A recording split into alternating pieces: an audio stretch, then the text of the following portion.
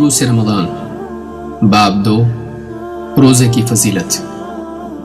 اللہ کے رسول صلی اللہ علیہ وسلم نے فرمایا، جنت میں ایک دروازہ ریان ہے جس سے قیامت کے دن صرف روزے دار داخل ہوں گے، ان کے سوا اس دروازے سے کوئی داخل نہ ہوگا۔ کہا جائے گا کہاں ہیں روزے دار؟ اس پر وہ اٹھیں گے اور اس دروازے سے داخل ہو جائیں گے۔ اس کے بعد وہ دروازہ بند کر دیا جائے گا اور پھر اس سے کوئی اور داخل نہ ہوگا۔ یہ حدیث بخاری و مسلم میں ہے۔ صحیح بخاری کی ایک روایت میں ہے، اللہ کے رسول صلی اللہ علیہ وسلم نے فرمایا، جنت کے 8 دروازے ہیں جن میں ایک دروازہ ہے جس کا نام الریان ہے۔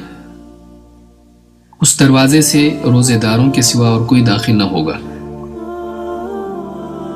جنت سلامتی کا گھر ہے جسے اللہ تعالیٰ نے متقین کے لیے ابدی رہائش گاہ بنایا ہے۔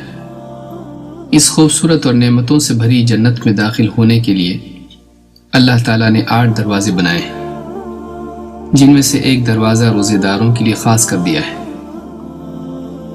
یہ روزے داروں کے لیے قیامت کے دن اللہ تعالیٰ کی طرف سے خصوصی اکرام ہوگا، جس سے دوسروں کے مقابلے میں ان کا مقام نمایاں ہوگا۔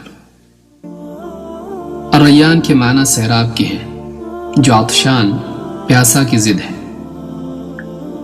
چونکہ روزے داروں نے دنیا میں اللہ کی خاطر بھوک پیاس کی تکلیف برداشت کی، لہذا آخرت میں انہیں ایک ایسے دروازے سے جنت میں داخل کیا جائے گا جس کا نام ہی الریان یعنی سیرابی ہے۔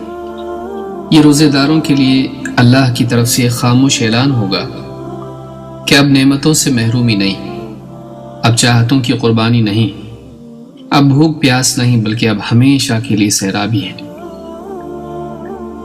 ابو ہریرہ رضی اللہ تعالیٰ عنہ سے روایت ہے کہ اللہ کے رسول صلی اللہ علیہ وسلم نے فرمایا، جو شخص اللہ کی راہ میں 2 چیزیں خرچ کرے اسے جنت کے دروازوں سے آواز دی جائے گی، اے اللہ کے بندے یہ دروازہ بہت خوب ہے۔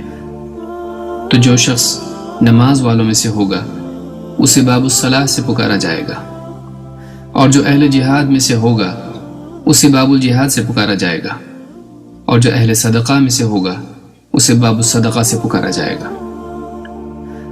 یہ سن کر ابو بکر صدیق رضی اللہ تعالیٰ عنہ نے عرض کیا، اے اللہ کے رسول، میرے ماں باپ آپ پر فدا ہوں، کسی شخص کو ان دروازوں میں سے کسی ایک ہی دروازے سے پکارا جائے تب بھی اس کا کچھ نقصان نہیں، لیکن کیا کوئی شخص ایسا بھی ہوگا جسے ان سارے ہی دروازوں سے پکارا جائے گا؟ آپ صلی اللہ علیہ وسلم نے فرمایا، ہاں، اور میں امید کرتا ہوں کہ تم بھی انہی میں سے ہو۔ اس حدیث کو امام البخاری و مسلم نے روایت کیا ہے۔ جنت میں لے جانے والے اعمال بہت ہیں، پھر ان اعمال کے سلسلے میں لوگوں کی مزاج اور ان کی طبیعتیں بھی ایک دوسرے سے مختلف ہیں۔ کسی کا میلان نماز کی طرف ہے تو کسی کا روزے کی طرف۔ کوئی دین کی خاطر اپنا مال لٹاتا ہے تو کوئی اللہ کی خاطر اپنی جان بھی نچھاور کرنے کے لیے تیار رہتا ہے۔ فرائض کی ادائیگی کے بعد آدمی اپنے مزاج اور رغبت کی بنا پر کسی نہ کسی عمل کی طرف زیادہ مائل ہوتا ہے اور اسی عمل کا زیادہ اہتمام کرتا ہے۔